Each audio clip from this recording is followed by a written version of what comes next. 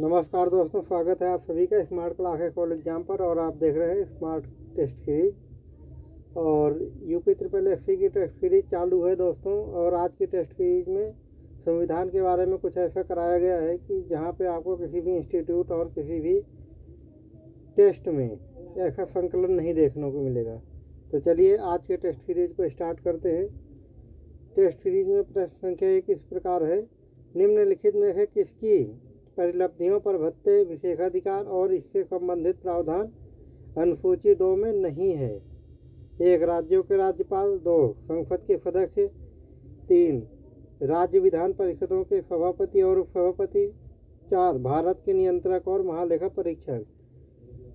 तो परिलब्धियों पर भत्ते और किसकी परिलब्धियों पर भत्ते, विशेषाधिकार और इससे संबंधित प्रावधान है वो है राज्यों के राज्यपाल, विधानसभा परिषदों के सभापति और उपसभापति, भारत के नियंत्रक और महालेखा परीक्षक।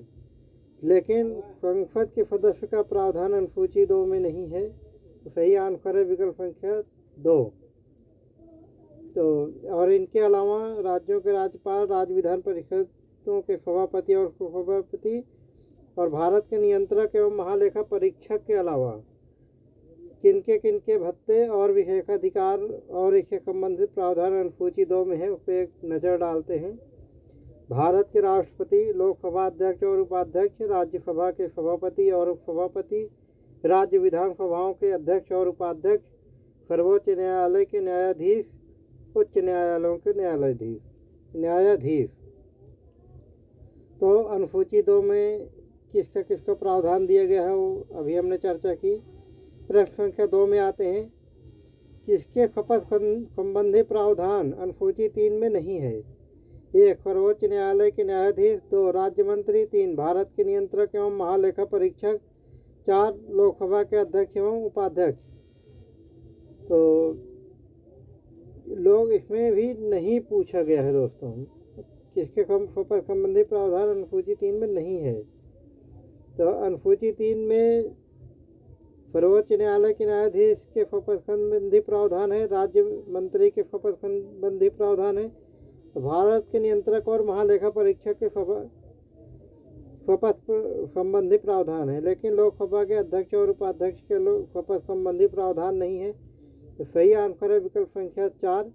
और इन तीनों के अलावा अनुसूची 3 में जिसके शपथ संबंधी प्रावधान है वो निम्न लोग हैं: संघ के मंत्री, संसद के लिए निर्वाचन हेतु अभ्यर्थी, संसद के सदस्य, राज्य विधानमंडल के लिए निर्वाचन के लिए अभ्यर्थी और उच्च न्यायालयों के न्यायाधीश। आज के टेस्ट में प्रश्न संख्या 3 देखते हैं। प्रश्न संख्या 3 में है, 71वें संविधान संशोधन अधिनियम 1992 में 8वीं अनुसूची में कौन सी भाषा जोड़ी गई? 1 नेपाली, मणिपुरी, कोंकणी, 2 सिंधी, 3 बोडो, डोगरी, मैथिली, संथाली, 4 उड़िया। तो 71वें संविधान संशोधन में नेपाली, मणिपुरी और कोंकणी भाषा को जोड़ा गया और सही आंसर है विकल्प संख्या 1। जब भाषा की बात हो रही है तो एक बार भाषा पर प्रकाश डाल लेते हैं। संविधान लागू होने के समय संविधान में केवल 14 भाषाएं थी और 14 भाषाएं कौन सी थी आइए जानते हैं। असमिया, बंगला, गुजराती, कन्नड़, कश्मीरी, मलयालम, मराठी, पंजाबी, संस्कृत, तमिल, तेलुगु, उर्दू, ओडिया या उड़िया। अभी उड़िया और उड़िया के बारे में बताएंगे क्या डिफरेंस है, और हिंदी। तो ये 14 भाषाएं संविधान लागू होने के समय राजभाषाएं थी। और 21वां संविधान संशोधन अधिनियम 1967 में सिंधी भाषा को जोड़ा गया तो 15 भाषा हो गई। और 71वां संविधान संशोधन में 1992 में नेपाली, मणिपुरी और कोंकणी भाषा को जोड़ा गया तो 18 राजभाषाएं हो गई। आप इसकी शॉर्ट ट्रिक नमक भी बना सकते हैं याद करने के लिए। और 92वां संविधान संशोधन अधिनियम 2003 में बोडो, डोगरी, मैथिली और संथाली ये 4 भाषाएं जोड़ी गई। तो अभी कुल 22 भाषाएं हो गई हैं इन चारों भाषाओं को जोड़ने के बाद। तो ये आप इसका 4 ट्रिक बना सकते हैं। बदमाश यानी कि बोडो, डोगरी, मैथिली, संथाली, बदमाश। और 2011 में उड़िया का नाम बदलकर ओडिया किया गया। तो प्रश्न संख्या 4 है, अमेरिका के संविधान में कितने अनुच्छेद हैं? 1 7, 2 128, 3 138, 4 147। अमेरिका के संविधान में 7 अनुच्छेद हैं। सही आंसर है विकल्प संख्या 1। ऑस्ट्रेलिया के संविधान में 128 अनुच्छेद हैं और चीन के संविधान में 138 अनुच्छेद हैं। कनाडा के संविधान में 147 अनुच्छेद हैं और अपने यहाँ भारत में संविधान लागू होने के समय 395 अनुच्छेद थे, जो कि आज के समय में 450 से भी अधिक हो गए हैं। उसमें ABCD करके ऐसे जोड़ा गया है दोस्तों। प्रश्न संख्या 5 है आज की टेस्ट सीरीज में, कौन सा प्रावधान भारत शासन अधिनियम 1935 से नहीं लिया गया है? 1 संघीय तंत्र, 2 राज्यपाल का कार्यालय, 3 प्रस्तावना में स्वतंत्रता, समता और बंधुता के आदर्श, 4 लोकसभा आयोग। तो भारत शासन अधिनियम 1935 के संघीय तंत्र, राज्यपाल का कार्यालय और लोक सेवा आयोग ये लिए गए हैं, लेकिन प्रस्तावना में स्वतंत्रता, समता और बंधुता के आदर्श 1935 के अधिनियम से नहीं बल्कि फ्रांस के संविधान से लिया गया है। तो सही आंसर है विकल्प संख्या 3। और इसके अलावा फ्रांस के संविधान से गणतंत्रात्मक शब्द भी लिया गया है। और संघीय तंत्र, राज्यपाल का कार्यालय, लोक सेवा आयोग के अलावा न्यायपालिका, आपातकालीन उपबंध व प्रशासनिक विवरण भी भारत शासन अधिनियम 1935 से लिया गया है। प्रश्न संख्या 6 है, क्या कनाडा के संविधान से नहीं लिया गया है? 1 केंद्र द्वारा राज्यपालों की नियुक्ति, 2 उच्चतम न्यायालय का परामर्शीय न्याय निर्णयन, 3 व्यापार, वाणिज्य और समागम की स्वतंत्रता, 4 सशक्त केंद्र के साथ संघीय व्यवस्था। तो कनाडा के संविधान से लिया गया है केंद्र द्वारा राज्यपालों की नियुक्ति और उच्चतम न्यायालय का परामर्शी न्याय निर्णयन और सशक्त केंद्रों के साथ संघीय व्यवस्था। और इसके अलावा लिया गया है कनाडा के संविधान से अवशिष्ट शक्तियों का केंद्र में निहित होना। लेकिन व्यापार, वाणिज्य और समागम की स्वतंत्रता कनाडा के संविधान से नहीं बल्कि ऑस्ट्रेलिया के संविधान से लिया गया है। तो सही आंसर है विकल्प संख्या 3। प्रश्न संख्या 7 है, कौन शहरी शासन का प्रकार नहीं है? 1 अधिसूचित क्षेत्र समिति, 2 बंदरगाह न्यास, 3 विशेष उद्देश्य एजेंसी, 4 समांतर निकाय। अधिसूचित क्षेत्र समिति, बंदरगाह न्याय, विशेष उद्देश्य एजेंसी ये तीनों शहरी शासन के प्रकार हैं, लेकिन समांतर न्याय पंचायती राज के अंतर्गत आता है। तो दोस्तों एक बार शहरी शासन के बारे में चर्चा कर लेते हैं छोटी ही। शहरी शासन के कुल 8 प्रकार होते हैं, जिसमें से 3 तो इसमें दिए गए हैं, अनुसूचित क्षेत्र समिति, बंदरगाह न्यास और विशेष उद्देश्य एजेंसी। और इसके अलावा 5 शहरी शासन के 5 प्रकार और होते हैं, नगर निगम, नगर पालिका, नगर क्षेत्र समिति, छावनी बोर्ड, टाउनशिप। प्रश्न संख्या 8 है, पंचायती राज में कितने विषय हैं? 1 18, 2 29, 3 21, 4 इनमें से कोई नहीं। पंचायती राज में 29 विषय है। सही आंसर है विकल्प संख्या 2। तो पंचायती राज के बारे में और नगर पालिका के बारे में और सहकारी समिति के बारे में एक बार थोड़ी सी चर्चा कर लेते हैं यहाँ पे दोस्तों, जो कि बहुत ज़रूरी है। और पंचायती राज में 29 विषय हैं और नगर पालिका में 18 विषय हैं और सहकारी समिति के निदेशकों की अधिकतम संख्या 21 से अधिक नहीं हो सकती। तो आपका सही आंसर है विकल्प संख्या 2। अब एक छोटी सी नज़र पंचायती राज पे मार लेते हैं दोस्तों। पंचायती राज 73वां संविधान संशोधन 1992 में जोड़ा गया और इसके तहत 11वीं अनुसूची भाग 9 और आर्टिकल 243 से 243 ओ जोड़ा गया।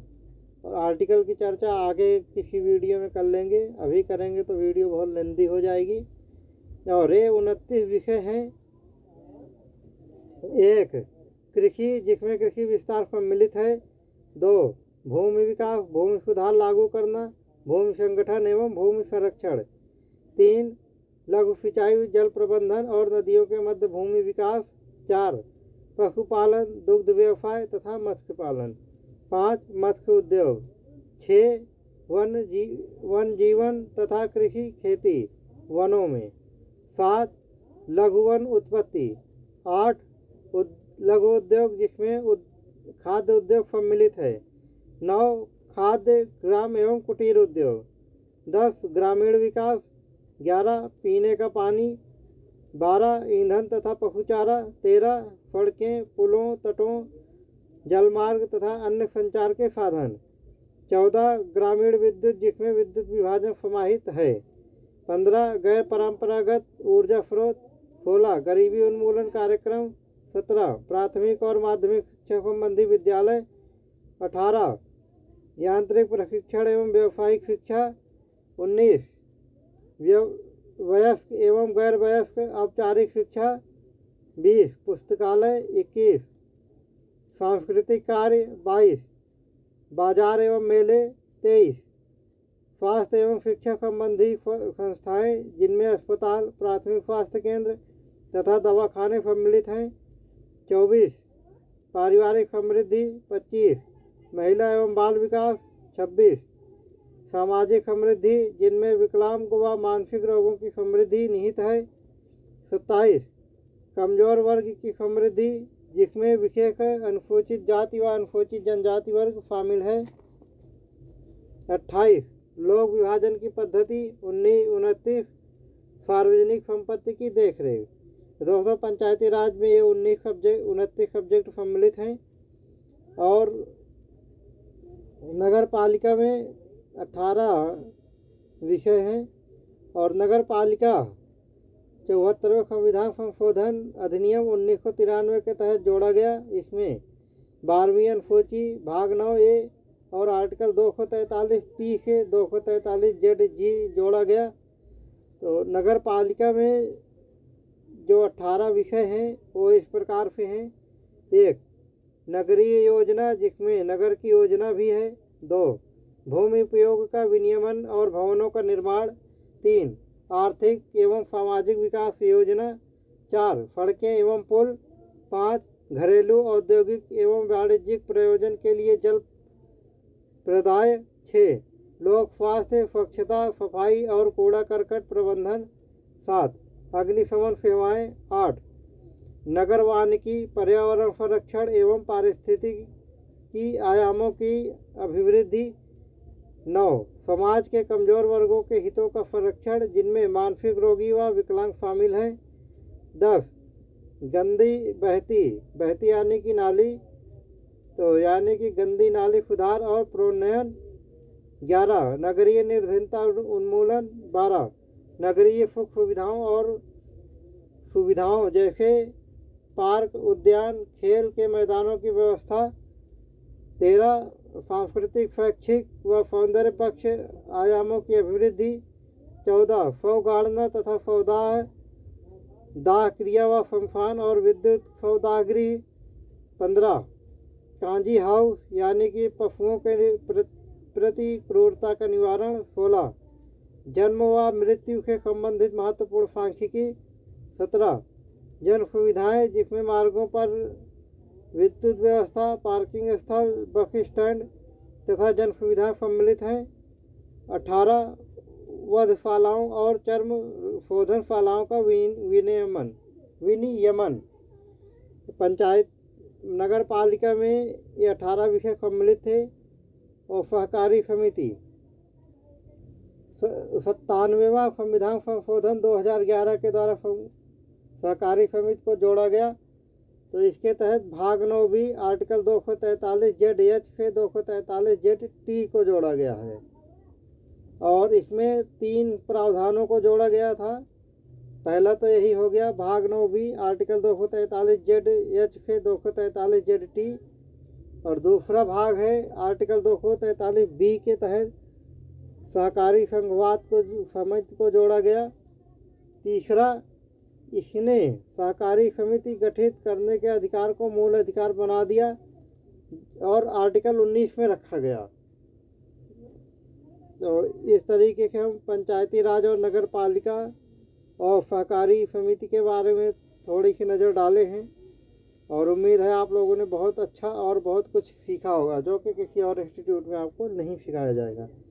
और प्रीवियस ईयर को उठा के देखेंगे तो इसमें से बहुत सारे प्रश्न आपको बनते हुए दिखेंगे। प्रश्न संख्या 9 है, भारत का पहला नगर निगम कब स्थापित हुआ?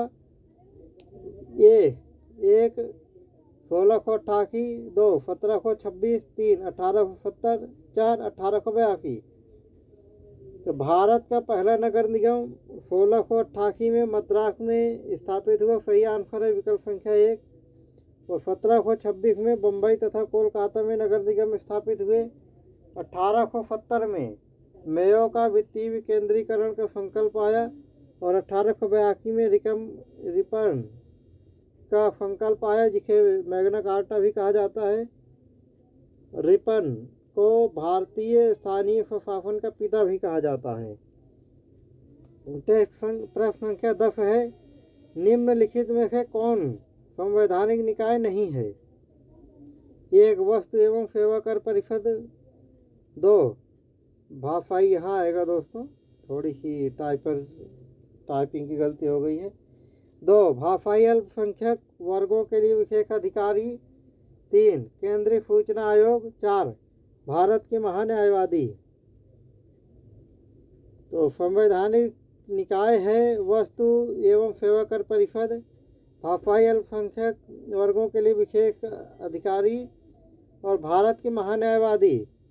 लेकिन केंद्रीय सूचना आयोग संवैधानिक निकाय नहीं है। तो आपको सही आंसर है विकल्प संख्या 3। तो दोस्तों आज के टेस्ट सीरीज में कुल 10 प्रश्न ही थे और आज के टेस्ट को यहीं पे समाप्त किया जाता है और उम्मीद है आप लोगों ने बहुत कुछ सीखा होगा। और अगर आपको ये वीडियो अच्छी लग रही है और आप ऐसी वीडियोज़ को लगातार और सबसे पहले पाना चाहते हैं तो प्लीज़ हमारे channel smart class call exam को लाइक, सब्सक्राइब और शेयर ज़रूर करें। फिर मिलते हैं इसी समय पर अगले वीडियो के साथ। तब तक के लिए जय हिंद।